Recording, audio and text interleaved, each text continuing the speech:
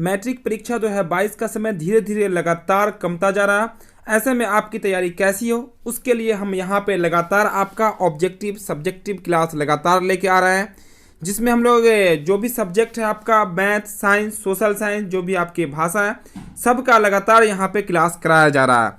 तो फिर यहाँ पे हम हाजिर हैं आपके सामने आपके साथ सोशल साइंस के ऑब्जेक्टिव क्वेश्चन को लेकर, जो कि आपका यहाँ पे चौथा सेट होगा। इससे पहले लगातार हम लोग 3 सेट कर चुके हैं, साइंस के भी बहुत सारे सेट कर चुके हैं, मैथमेटिक्स के कर चुके हैं। तो यहाँ पे हम लोग सोशल साइंस के इस सेट में 40 महत्वपूर्ण प्रश्नों को देखेंगे।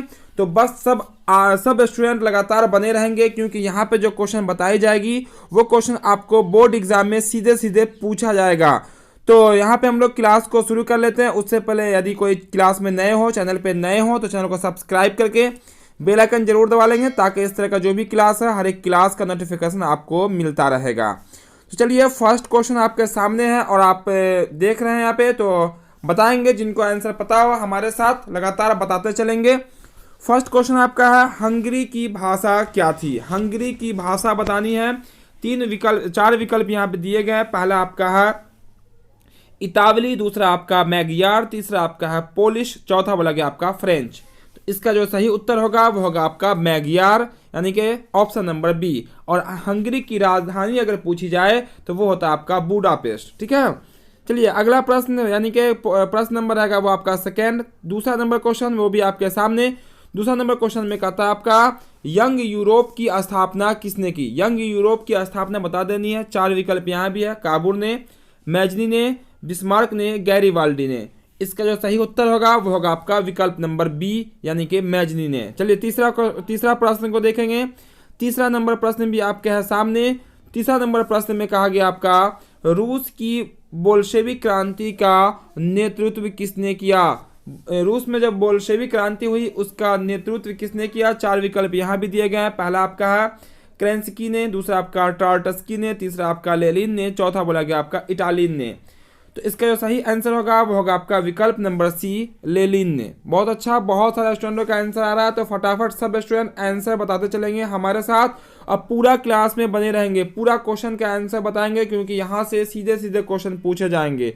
और क्लास में आप रेगुलर बने रहेंगे तो यहाँ से भी आपकी तैयारी बहुत अच्छी हो सकती है। चलिए चौथा नंबर प्रश्न में देखते हैं। कहता है 1917 की रूसी क्रांति के समय किस जार का शासन था? ये हमें बतानी है। 4 विकल्प यहाँ भी मौजूद हैं। पहला आपका पीटर, दूसरा आपका अलेक्जेंडर प्रथम, तीसरा आपका निकोलस प्रथम, चौथा बोला गया निकोलस द्वितीय। तो आप पढ़े होंगे जार निकोलस द्वितीय, यानी कि विकल्प नंबर डी जो है इसका राइट आंसर होगा, जो कि यहाँ पे दिख रहा है निकोलस द्वितीय। चलिए अगला प्रश्न देखते हैं। प्रश्न नंबर आएगा वो आपका 5वां। ये आ गया आपका 5वां नंबर प्रश्न आपके सामने। 5वां नंबर प्रश्न में कहता है हिंद चिन्ह में कौन राष्ट्र शामिल नहीं था? कौन सा राष्ट्र शामिल नहीं था ये बतानी है। 4 विकल्प यहाँ मौजूद हैं। पहला आपका है वियतनाम, दूसरा आपका लाओस, तीसरा आपका चीन और चौथा बोला गया आपका कंबोडिया। इसका सही उत्तर क्या होगा? तो इसका सही उत्तर होगा वो आपका विकल्प नंबर सी, चीन। आप याद रखिएगा हिंद चीन में जो शामिल देश था, राष्ट्र था वो था आपका वियतनाम, लाओस और कंबोडिया, जो कि हिंद चीन में शामिल था। तो कौन शामिल नहीं था? तो चीन आपका शामिल नहीं होगा। चलिए अगला प्रश्न देखते हैं हम लोग। प्रश्न नंबर रहेगा वो आपका 6। छठा नंबर प्रश्न में कहता है आपका अंकोर वाट का मंदिर किस देश में बनाया गया? ये बता देनी है। अंकोर वाट का मंदिर बहुत ही पॉपुलर क्वेश्चन है। 4 विकल्प यहाँ भी मौजूद हैं। पहला आपका कंबोडिया, दूसरा आपका है लाओस, तीसरा आपका वियतनाम और चौथा विकल्प में आपका थाईलैंड। इसका जो सही उत्तर होगा वो होगा आपका कंबोडिया, यानी कि विकल्प नंबर ए। चलिए अगला प्रश्न देखते हैं हम लोग। प्रश्न नंबर आएगा वो 7, 7वां नंबर प्रश्न। 7वां नंबर प्रश्न में कहता है, चलिए 7वां नंबर प्रश्न यहाँ पे देखते हैं हम लोग। बोला गया 1915 में भारत की अस्थायी सरकार को काबुल में अध्यक्ष किसे घोषित किया गया? किसे अध्यक्ष घोषित किया गया था? कहाँ? काबुल में। पहला ऑप्शन आपका है लाला हरदयाल को, दूसरा आपका है बरकतुल्लाह को, तीसरा बोला गया महेंद्र प्रताप को और चौथा बोला गया इनमें से कोई नहीं। इसका सही उत्तर होगा वो होगा आपका option number C, Mahendra Pratap को। चलिए अगला प्रश्न देखते हैं हम लोग। प्रश्न नंबर रहेगा वो आपका 8वां। 8वां नंबर प्रश्न भी आपके सामने क्लियर है। कहा गया 8वां नंबर प्रश्न में वल्लभ भाई पटेल को सरदार की उपाधि किस किसान आंदोलन के दौरान दी गई? वल्लभ भाई पटेल यानी कि सरदार वल्लभ भाई पटेल को सरदार की जो उपाधि है किस किसान आंदोलन के दौरान दी गई? 4 विकल्प यहाँ दिए गए हैं। बारदोली है पहला, दूसरा आपका अहमदाबाद, तीसरा आपका खेरा, चौथा बोला गया आपका चंपारण। इसका जो सही उत्तर होगा वो होगा आपका विकल्प नंबर फर्स्ट बारदोली। ठीक है, चलिए अगला प्रश्न देखते हैं हम लोग। प्रश्न नंबर है वो आपका 9वां नंबर प्रश्न को देखेंगे। 9वां नंबर प्रश्न में कहता है आपका, थोड़ा सा और बड़ा कर लेते हैं ताकि आपको पूरा और अच्छे से क्लियर दिखाई पड़े। 9वां नंबर प्रश्न में कहता है स्पेनिंग जेनी का आविष्कार किसने किया? स्पेनिंग जेनी का आविष्कार किसने किया? 4 विकल्प यहाँ दिए गए हैं। पहला आपका हम्फ्री डेवी, दूसरा आपका जॉन के, तीसरा बोला गया जेम्स हॉरग्रीव्स, चौथा बोला गया आपका जेम्स वाट। इसका जो सही उत्तर है विकल्प नंबर सी जेम्स हारग्रीव्स। ठीक है, जेम्स हारग्रीव्स ने स्पेनिंग जेनी का आविष्कार किया था। चलिए अगला प्रश्न देखते हैं। प्रश्न नंबर रहेगा वो 10। 10वां प्रश्न भी आपके सामने है क्लियर। 10वां नंबर प्रश्न में कहा गया आपका निम्नलिखित में कौन औद्योगिक क्रांति का कारण नहीं था? औद्योगिक क्रांति का कारण नहीं था वो हमें बतानी है। पहला बोला गया आपका धर्म सुधार आंदोलन, दूसरा आपका राजकीय संरक्षण, तीसरा आपका कृषि क्रांति, चौथा बोला गया आपका वैज्ञानिक आविष्कार। तो आपका औद्योगिक क्रांति का जो कारण नहीं था वो था आपका धर्म सुधारक आंदोलन, यानी कि औद्योगिक बिजनेस में धर्म को सुधार के कोई फायदा नहीं था। ठीक है, चलिए अगला प्रश्न देखते हैं हम लोग, जो कि रहेगा प्रश्न नंबर आपका 11। उससे पहले कोई क्लास में अगर देरी से आए होंगे तो क्लास को लाइक जरूर कर देंगे और आखिर तक बने रहेंगे और हर एक क्वेश्चन का आंसर हमें बताते रहेंगे, क्योंकि यहाँ जो क्वेश्चन आपको बताएंगे 40 क्वेश्चन वो बोर्ड एग्जाम यानी कि आपका जब एग्जाम होगा फरवरी में उसमें सीधे सीधे क्वेश्चन यहाँ से पूछे जाएंगे। और जो चैनल पे नए होंगे सब्सक्राइब करके बेल आइकन जरूर दबा लेंगे ताकि इस तरह का जो भी क्लास है हर एक क्लास का नोटिफिकेशन आपको मिलता रहेगा और बिल्कुल आसानी पूर्वक हमारे साथ तैयारी कर सकते हैं, वो भी रेगुलर लगातार। चलिए यहाँ पे क्वेश्चन है, बहुत सारे स्टूडेंटों का आंसर भी आ गया है। क्वेश्चन कहता है देश के बांधों को किसने भारत का मंदिर कहा था? किसने भारत का मंदिर कहा था? तो इसके लिए 4 विकल्प दिए गए। हम आते हैं डायरेक्ट इसके आंसर पे। तो इसका जो सही उत्तर होगा वो होगा आपका पंडित जवाहरलाल नेहरू। पंडित जवाहरलाल नेहरू जो कि देश के पहले प्रधानमंत्री भी थे। ठीक है, चलिए अगला प्रश्न देख लेते हैं हम लोग। प्रश्न नंबर है वो आपका 12। 12वां नंबर प्रश्न में कहता है आपका भूमि का मूल्यांकन उसके किस गुण में निर्धारित होता है? यानी कि भूमि का जब हम लोग मूल्यांकन करते हैं और टेस्टिंग करते हैं तो किस गुण पर निर्धारित होता है वो हमें बतानी है। पहला बोला गया आपका मूल्य, दूसरा बोला गया आपका आकार, तीसरा विकल्प में आपका मिट्टी और चौथा विकल्प है आपकी उत्पादकता। तो इसका जो सही उत्तर होगा वो होगा भूमि का जब मूल्यांकन करेंगे तो वो देखेंगे कि उसमें कितनी उपज होती है। कितनी उपज होती है उसी के आधार पर हम लोग भूमि का मूल्यांकन करते हैं। चलिए अगला प्रश्न देखते हैं हम लोग। प्रश्न नंबर है वो आपका 13 नंबर। 13 नंबर प्रश्न में कहता है सबसे गहरी खारे जल की झील कौन सी? देखिए सबसे गहरी बात हो रही है तो सबसे गहरी जो है खारे जल की झील बतानी है। 4 विकल्प यहाँ दिए गए हैं।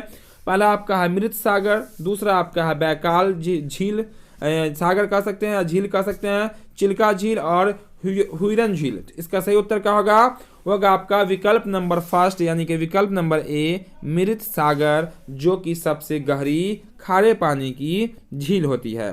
चलिए अगला प्रश्न देखते हैं हम लोग। प्रश्न नंबर है वो आपका 14 नंबर। 14 नंबर प्रश्न में कहा गया आपका कुल उपलब्ध जल में पीने लायक जल कितना है? पीने लायक जल बता देनी है कितनी है। यहाँ पे 4 विकल्प यहाँ भी दिए गए हैं। 70% है, 2.5% है, 29% है और आपका 96% है। तो पीने लायक जल जो है, पीने लायक यानी कि जो हम लोग जिसका सेवन कर सकते हैं उसकी मात्रा 2.5% है, यानी कि 2.5% आपका पीने लायक जल है। ये जो आपको 29% दिख रहा है यह आपका पृथ्वी पे कह सकते हैं कि ये सूखा क्षेत्र है। 71% भाग पे क्या है? जल है। चलिए तो हम लोग अगले प्रश्न देखेंगे। प्रश्न नंबर आपका रहेगा वो 15 नंबर। जल्दी जल्दी सब स्टूडेंट आंसर बताते चलेंगे हर एक क्वेश्चन का। चलिए 15 नंबर क्वेश्चन में कहता है आपका फर्नीचर बनाने में किसकी लकड़ी प्रयोग नहीं की जाती है? प्रयोग में नहीं आती है ये बतानी है फर्नीचर बनाने में। तो यहाँ पे 4 विकल्प दिए गए हैं। पहला विकल्प में आपका है चीर, दूसरा आपका है महोगनी, तीसरा आपका है रोजवुड, चौथा वाला गया आपका पाइन। इसका सही उत्तर जो होगा वो होगा आपका चीर। चीर का पौधा जो कि बहुत छोटा सा पौधा होता है, इसका उपयोग हम लोग फर्नीचर बनाने में नहीं करते हैं। चलिए अगला प्रश्न देखते हैं हम लोग। प्रश्न नंबर रहेगा वो आपका 16 नंबर प्रश्न। 16 नंबर प्रश्न भी आपके सामने है क्लियर। 16 नंबर प्रश्न में कहा गया सलेम या इसको हम सेलम कह सकते हैं किस राज्य में स्थित है। दोनों नाम है इसका, इसीलिए दोनों नाम यहाँ पे ऐड किया गया। सलेम या सेलम किस राज्य में स्थित है यह बतानी है। केरल है, तमिलनाडु है, कर्नाटक है और महाराष्ट्र है। तो इसका जो उत्तर होगा वो क्या होगा आपका तमिलनाडु, यानी कि विकल्प नंबर बी इसका राइट आंसर होगा। चलिए अगला प्रश्न देखेंगे हम लोग। प्रश्न नंबर आएगा वो आपका 17। जैसा कि आपको दिख रहा होगा सोशल साइंस का ये टॉप 40 क्वेश्चन है जो कि आपके एग्जाम में सीधे सीधे क्वेश्चन पूछे जाएंगे, तो यहाँ पे बने रहेंगे आखिर तक, पूरा क्लास करेंगे। पर देखिए अगला क्वेश्चन बोलेंगे आपका एल्युमिनियम उद्योग का कच्चा माल क्या है। एल्युमिनियम उद्योग का कच्चा माल क्या है वो बता देनी है। 4 विकल्प यहाँ मौजूद हैं। पहला बोला गया आपका हेमाटाइट, दूसरा आपका बॉक्साइट, तीसरा आपका सिडेराइट, चौथा बोला गया इनमें से कोई नहीं। इसका जो सही उत्तर होगा वो होगा आपका, बहुत ही आसान सा क्वेश्चन है, इसका सही विकल्प होगा ऑप्शन नंबर बी बॉक्साइट। कौन? ऑप्शन नंबर बी बॉक्साइट इसका सही उत्तर होगा। चलिए हम लोग आगे देखते हैं, यानी कि अगला प्रश्न देखते हैं जो कि रहेगा प्रश्न नंबर आपका 18। वो प्रश्न भी आपके सामने आ चुका है। कहा गया यहाँ पे क्वेश्चन में आपका 18 नंबर में सिकंदराबाद किस रेलवे क्षेत्र का मुख्यालय। जैसे आप लोग पढ़े होंगे पूर्व मध्य रेलवे का मुख्यालय हाजीपुर में है, उसी तरह से सिकंदराबाद किस रेलवे क्षेत्र का मुख्यालय है। 4 विकल्प यहाँ भी है। उत्तर पूर्व सीमांत रेलवे, दक्षिण पूर्व रेलवे, तीसरा में आपका दक्षिण मध्य रेलवे और चौथा में आपका दक्षिण मध्य रेलवे। इसका सही उत्तर क्या होगा? इसका जो सही उत्तर होगा वो होगा आपका दक्षिण मध्य रेलवे। क्या आपका दक्षिण मध्य रेलवे का जो जोन है यानी कि मुख्यालय जो है वो आपका सिकंदराबाद में है, और उत्तर पूर्व मध्य रेलवे का मुख्यालय कहाँ है? वो आपका हाजीपुर में। चलिए अगला प्रश्न देखते हैं हम लोग। प्रश्न नंबर आएगा वो आपका 19 नंबर। 19 नंबर प्रश्न भी आपके सामने है क्लियर। तो 19वां नंबर प्रश्न बताएंगे सब स्टूडेंट। चलिए 19वां नंबर प्रश्न में कहता है आपका बिहार में जल का उपयोग किस काम के लिए किया जाता है। बिहार में अधिकतर जल का उपयोग जो है किस काम के लिए किया जाता है। पहला विकल्प है आपका सिंचाई, दूसरा आपका है जल विद्युत उत्पादन, तीसरा विकल्प है आपका यातायात, चौथा आपका मत्स्य उत्पादन। इसका जो सही उत्तर होगा वो होगा आपका विकल्प नंबर फर्स्ट सिंचाई के लिए। सिंचाई के लिए यानी कि खेती बाड़ी करने के लिए बिहार में जल का उपयोग सबसे अधिक किया जाता है। चलिए अगला प्रश्न देख लेते हैं हम लोग। प्रश्न नंबर आएगा 20वां नंबर प्रश्न कहता है इनमें कौन सी नदी सालों भर जलापूर्ति नहीं करती। ठीक है, जलापूर्ति नहीं रहती, जल भरा हुआ नहीं रहता सालों भर, कौन सी नदी में? पहला का ऑप्शन आपका गंडक, दूसरा आपका बागमती, तीसरा आपका महानंदा और चौथा आपका चीर। इसका जो सही उत्तर होगा वो होगा आपका विकल्प नंबर डी चीर। चीर नदी में सालों भर पानी भरी हुई नहीं होती है। चलिए यहाँ पे हम लोग आगे देखते हैं। उससे पहले जो क्लास में देरी से आएंगे क्लास को लाइक सब स्टूडेंट जरूर कर देंगे, और जो चैनल पे नए होंगे सब्सक्राइब करके बेल आइकन जरूर दबा लेंगे। और जिनको सेट चाहिए प्रैक्टिस सेट हमारे दिए गए व्हाट्सएप नंबर पे कमेंट करेंगे, आपको उपलब्ध करा दी जाएगी प्रैक्टिस सेट। चलिए 21 नंबर प्रश्न कहता है आपका अलग अलग भाषा बोलने वाले लोगों के आधार पर सामुदायिक सरकार का गठन करने का अधिकार किस देश के नागरिकों को दिया गया है। अलग अलग भाषाओं के आधार पर सरकार को चुनना है, यह अधिकार नागरिकों को किस देश में दिया गया। 4 विकल्प यहाँ पे दिए गए। पहला है आपका भारत, दूसरा आपका है श्रीलंका, तीसरा विकल्प में आपका बेल्जियम, चौथा बोला गया चीन। इसका सही उत्तर होगा आपका option number C Belgium. Belgium को, ठीक है, बेल्जियम एक देश है। चलिए अगला प्रश्न देखते हैं हम लोग। प्रश्न नंबर आएगा वो आपका 22 नंबर प्रश्न में कहता है आपका यहाँ पे देखिएगा क्लियर। 22 में कहा गया 22 में आपका 1993 में बेल्जियम के संविधान में कुछ बदलाव किए गए। कहाँ?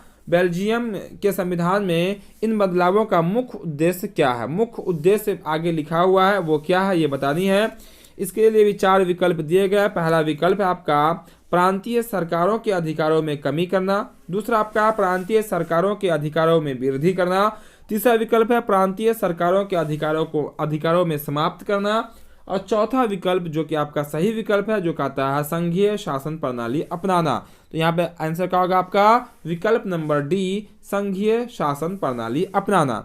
चलिए हम लोग अगला प्रश्न देखते हैं। प्रश्न नंबर आएगा वो 23। तो फटाफट सब स्टूडेंट आंसर बताते चलेंगे। फटाफट सब स्टूडेंट आंसर बताते चलेंगे। चलिए यहाँ पे 23 में कहता है वर्तमान समय में विश्व में करीब कितने देशों में संघात्मक शासन प्रणाली लागू है। संघात्मक शासन प्रणाली कितने देशों में लागू है ये बतानी है। पहला विकल्प है आपका 50, दूसरा विकल्प में है 25, तीसरा विकल्प है आपका 75, चौथा विकल्प में कहता है 100। इसका सही उत्तर जो होगा होगा आपका विकल्प नंबर बी 25, यानी कि 25 देशों में अभी शासन प्रणाली संघात्मक शासन प्रणाली लागू है। चलिए हम लोग अगला प्रश्न देखेंगे। प्रश्न नंबर रहेगा वो आपका 24। यहाँ पे 24 नंबर प्रश्न भी आपके सामने है। क्लियर कहा गया यहाँ पे सूचना के अधिकार आंदोलन की शुरुआत कहाँ हुई। सूचना का अधिकार आंदोलन, बात हो रही है भारत की, तो सूचना का अधिकार आंदोलन की शुरुआत कहाँ हुई ये बतानी है। 4 विकल्प यहाँ दिए गए, राजस्थान है, दिल्ली है, तमिलनाडु है और बिहार है।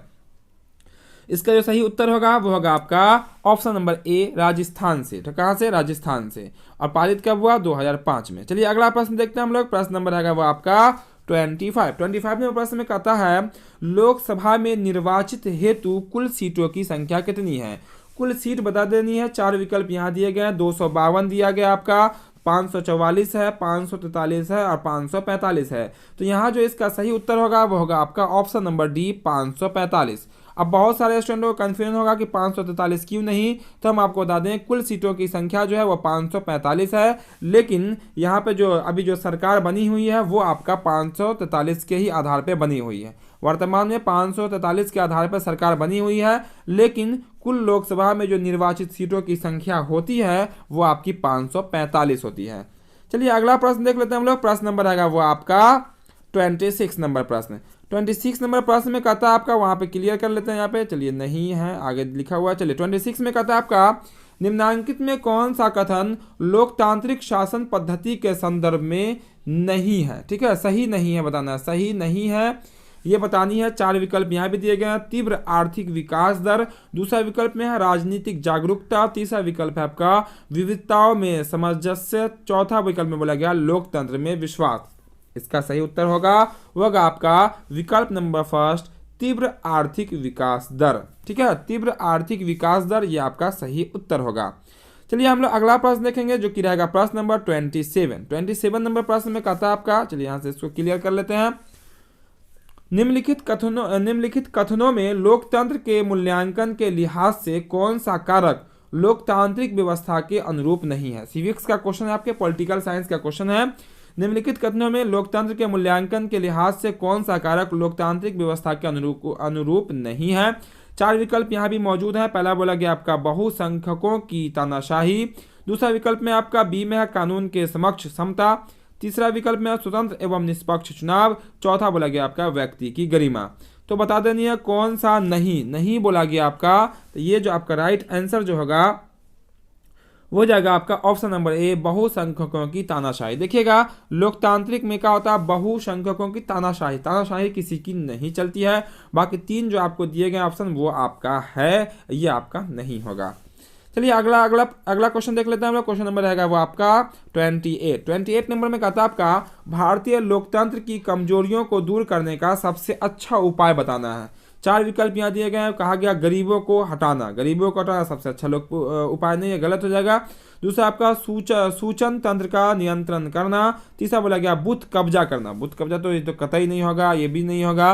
बोला गया सुधारात्मक कानूनों का निर्माण करना। तो इसका जो राइट आंसर होगा वो होगा आपका विकल्प नंबर डी, यही सुधारात्मक कानूनों का निर्माण करना। चलिए अगला प्रश्न नंबर आएगा वो आपका 29 नंबर आपके सामने है। 29 जल्दी आंसर इसका बताइए।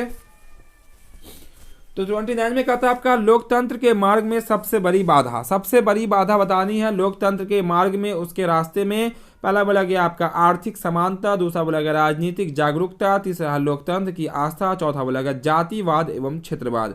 तो सबसे बड़ी बाधा जो है लोकतंत्र की वो है आपका जातिवाद एवं क्षेत्रवाद, है ना। चुनाव देखते होंगे, जब चुनाव होती है तो जातिवाद, धार्मिकवाद, इस तरह से शब्दों का इस्तेमाल किया जाता है और लोकतंत्र की जो मार्ग है वो उसमें और बाधा बन जाती है।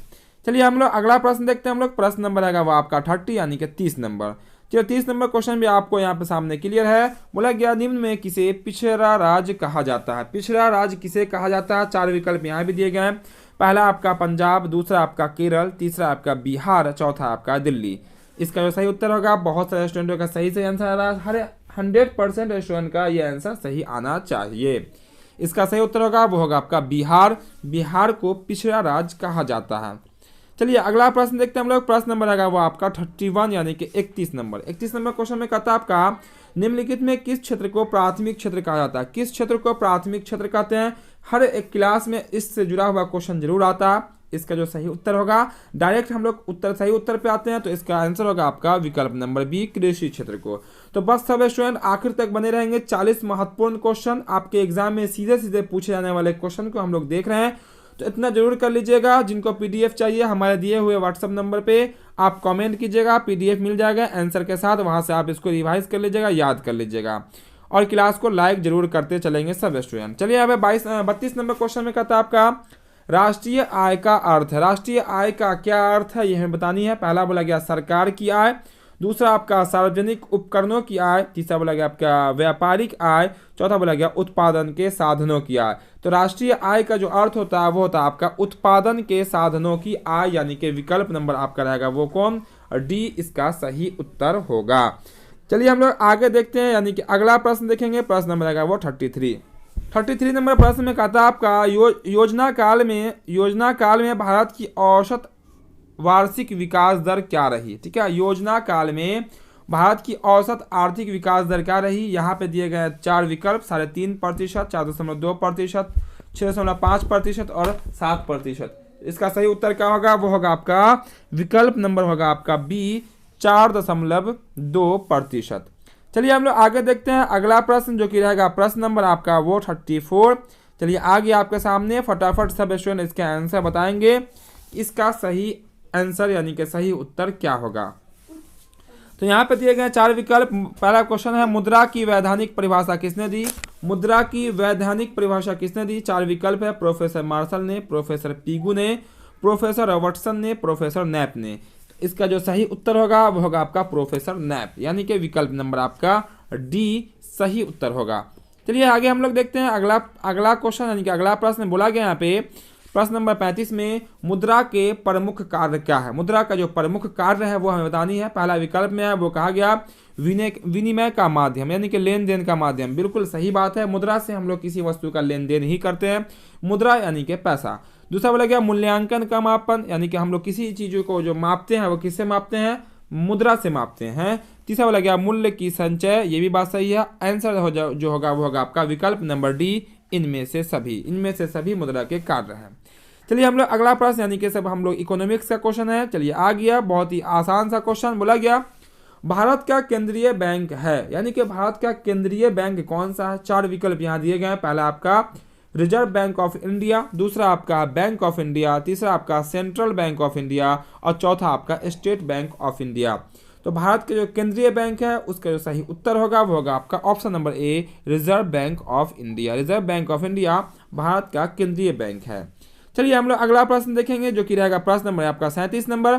37 नंबर प्रश्न में कहता है राष्ट्रीय कृषि एवं ग्रामीण विकास बैंक, जिसको हम लोग कहते हैं नबार्ड, नबार्ड कहते हैं, NABARD है ना, नबार्ड कहते हैं इसको। नबार्ड जिसकी स्थापना कब हुई ये बतानी है। राष्ट्रीय कृषि एवं ग्रामीण विकास बैंक की स्थापना कब हुई? 4 विकल्प यहाँ दिए गए हैं। पहला विकल्प में 1952 है, दूसरा आपका 1969 है, तीसरा विकल्प 1972 है और चौथा विकल्प में कहता है 1982। तो नबार्ड की जो स्थापना हुई वो हुई थी आपकी 1982 में। कब? 1982 में हुई थी, यानी कि विकल्प नंबर डी इसका सही उत्तर होगा। चलिए हम लोग अगला प्रश्न देख लेते हैं। प्रश्न नंबर आएगा वो आपका 38 यानी कि 38 नंबर। 38 नंबर क्वेश्चन में कहता है आपका ग्रामीण सड़कों का निर्माण किस योजना के अंतर्गत किया जाता है? देखिए गांव में जो सड़क बनाई जाती है उस किस योजना से वो बनाई जाती है। पहला विकल्प में है राष्ट्रपति सड़क योजना, दूसरा आपका प्रधानमंत्री सड़क योजना, तीसरा आपका मुख्यमंत्री सड़क योजना और चौथा बोला गया इनमें से सभी। इसका जो सही उत्तर होगा वो होगा आपका प्रधानमंत्री सड़क योजना। क्या होगा आपका?